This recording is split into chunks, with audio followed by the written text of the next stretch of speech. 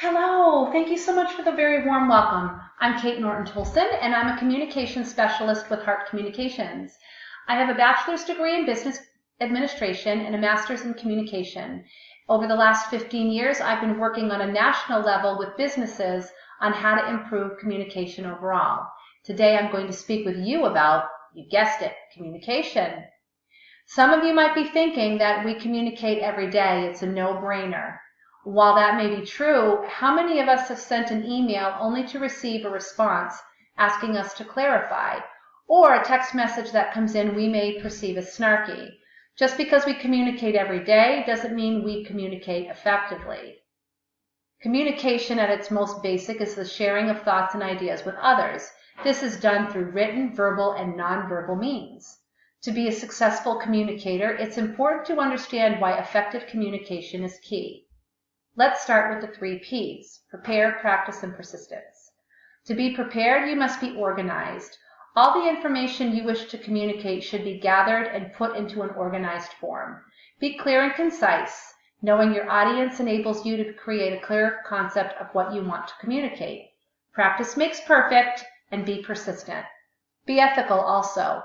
Believe and demonstrate to the audience you believe that all peoples are equal and deserving of respect. Build that rapport with your audience by introducing yourself. A brief description of your qualifications and background is a great way to begin to build a trusting relationship between you and your audience. The written word. Why is it so difficult to sit down and write? Why is that? One word, folks: avoidance. And avoidance, it's really just a result of a negative view of the task of writing itself, or a fear of failure to deliver the message successfully, and fear of how the message will be received. So how do we mitigate this? We work on developing our writing skills and keep writing for the sake of that development. We set reasonable goals, starting out small, and we don't give up. Be persistent. Utilize the resources around you, especially your peers, by asking for constructive feedback. And finally, lose the perfectionist mentality. When writing, plan on rough drafts, and lots of them. Rome wasn't built in a day, but implementing the 3 P's will enable you to be a better communicator with the written word. When you prepare a written or verbal communication, it's important to be aware of yourself, your attitudes, beliefs, and values. These will come across to your audience, and this will affect how they perceive you. Project yourself openly and honestly, and avoid bias at all times. Remember, you can't fool your audience, so it's important to know who you'll be communicating to or with. This will enable you to draft a communication that speaks to the audience and will capture and hold their attention. Avoid certain types of slang. Jargon should also be avoided. Keep the communication simple and easy for the audience to follow. When drafting written communication, I strongly recommend you proofread your work. Remember, you reflect your organization. Sloppy written communication with these types of errors leave a lasting bad impression for the reader and could result in loss of business. Also, remember who you're writing to and avoid management speak and buzzwords. No abbreviation, folks. Save that for text messaging your pals after Monday Night Football. Finally, plan out what you're going to write with the goal of making a lasting good impression. Let's talk about the message. Whether the communication be written or verbal, we must decide whether it will be formal or informal. We also need to consider our resources and ensure that we gather information from legitimate and credible sources, especially when utilizing the web. Also, we must practice sound business ethics. Never omit facts that don't agree with your point of view. This is misleading to the audience, and again, avoid bias. Always cite your sources. Plagiarism can result in loss of credibility, job, and incur hefty fines. Whatever the means of your communication, stay organized and focus only on those key points and takeaways.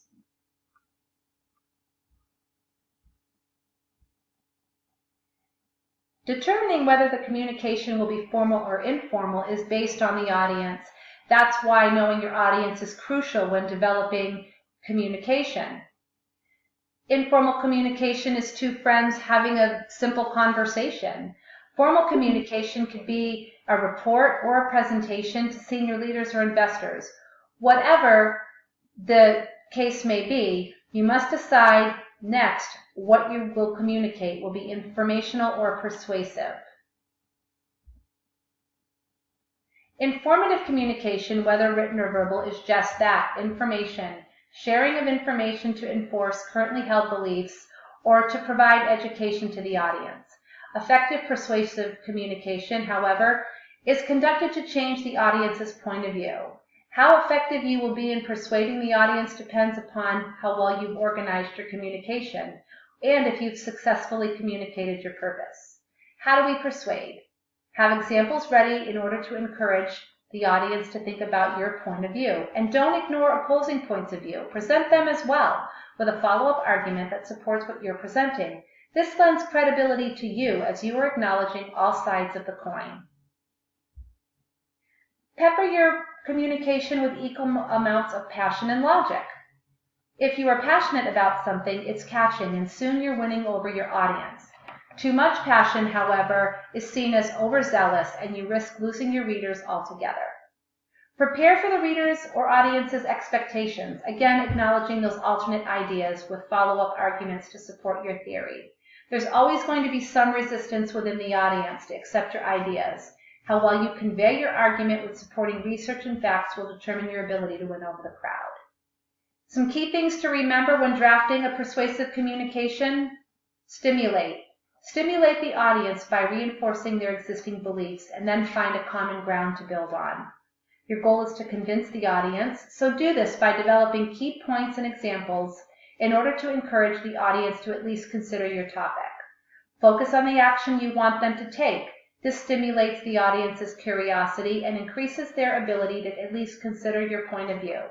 If you're successful, these steps ultimately lead to the audience developing tolerance to an idea or thought that is different from their own. Email and texting in business. Email has replaced most hard copy correspondence in the business world. So, for email to be effective, remember, email should be brief, just 3 small paragraphs. Always be professional. Never put in an email anything you wouldn't want your CEO to read. Emails should always contain a subject line so that the reader is able to determine the subject prior to opening. And be sure to include greetings and salutations such as good morning or hello, and always include a signature line that contains your contact information should the reader need to reach you in a way other than email. Be sure your email is properly formatted and clean and organized. Use email etiquette and avoid abbreviations and shouty caps. Finally, read, revise, and review. Never draft an email and hit send.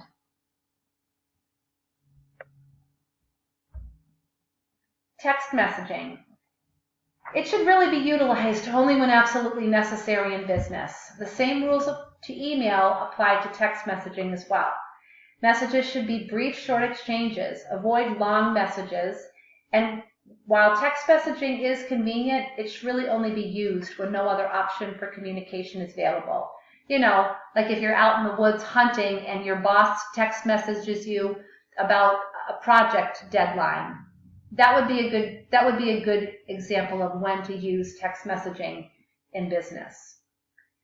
For text messaging and email to be effective when using in business matters, remember who you're emailing and texting. Ensure professionalism at all times. And to prevent misinterpretations, avoid shouty caps and abbreviations like LOL. These types of things are unprofessional and may not be known to the recipient. Again, know who you're communicating with. Do not overuse or abuse text messaging and never text and drive.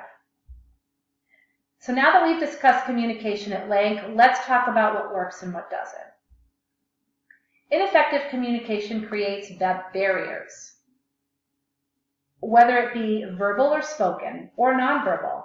Nonverbal communication refers to body language, which can include lack of eye contact, slouching, crossing one's arms. This type of body language can convey negative vibes, lack of confidence, or anger. Avoid generalizations of cultures and groups. This tends to infer bias or stereotyping. All of these behaviors lead to ineffective communication, ultimately creating a barrier between you and your audience. In a recent article I read by Cindy Meesum, there are some other types of behaviors that also contribute to ineffective communication, and we should avoid them at all costs. Lack of enthusiasm. If you're not excited about what you're communicating, why should anyone else be? When communicating, be passionate and motivate your listeners to care about what you're communicating. Avoid a monotone voice and neutral expressions. Interruptions. Ever try to tell a story and someone interrupts you before you make it through? Annoying, right? This shows a lack of respect for the speaker and will more than likely offend them. Indirectness is another ineffective communication style. When talking with customers or coworkers, be clear and direct. Don't count on them understanding. They aren't holding a crystal ball. You have to communicate plainly to avoid misinterpretation and misunderstanding. A closed-minded communicator will never be successful. A communicator that refuses to acknowledge other ideas alienates the audience. Avoid using words like so to say. These filler phrases make what you're trying to say sound unclear and inconcise. They also make you sound unsure of what you're talking about. Whining and complaining should be avoided. People are put off by this and will attempt to tune you out or avoid listening. Now let's talk about some do's. Do be relatable. As stated before, engage your audience and find common ground. Emphasize your key points, even if you must be repetitive in order to bring them home. Actively listen. This includes repeating back what was said to confirm what you heard is accurate. This reduces the possibility for misunderstandings. Have a good sense of humor. Peppering your verbal communication often puts others at ease. Be careful, however, not to offend. Respond timely to emails and text messages. This is not only effective, but shows respect and is good manners. Customers and colleagues appreciate you being on top of messages and leaves them feeling valued. When appropriate, use analogies. It's an easy way to get everyone on the same page. Be present to those you are interacting with. This will open a channel for all to feel heard and understood. This means putting your phones on vibrate. Find your own voice by letting your values come through when communicating. It comes across as open and honest, and people are more likely to listen. Put your audience at ease quickly. This is done by being yourself and using language that's calming. Customize your communication style to adapt to your audience. Acknowledge everyone has a different way of learning. Finally, rather than making assumptions or misinterpreting, ask. Avoid assumptions. They're always wrong. We've talked about a lot today. So as I wrap up, I'd like to end with the benefits you can reap for yourself and your organization by being an effective communicator. First, the first benefit of effective communication is the receiver understands and there are no miscommunications, nor are there misinterpretations. The message is clear. 2, with misunderstanding and misinterpretations eliminated, your credibility is established and you are free to inform or persuade the receiver of your message. 3, with your credibility established, the basis for your relationship has been set. You are now free to move forward with continuing the building of that relationship. 4, the first 3 points result in the strengthening of your credibility, not just as a communicator with customers, but also as a coworker as well. Thank you so much for your attention today. I hope you found my presentation not only informative, but perhaps somewhat persuasive.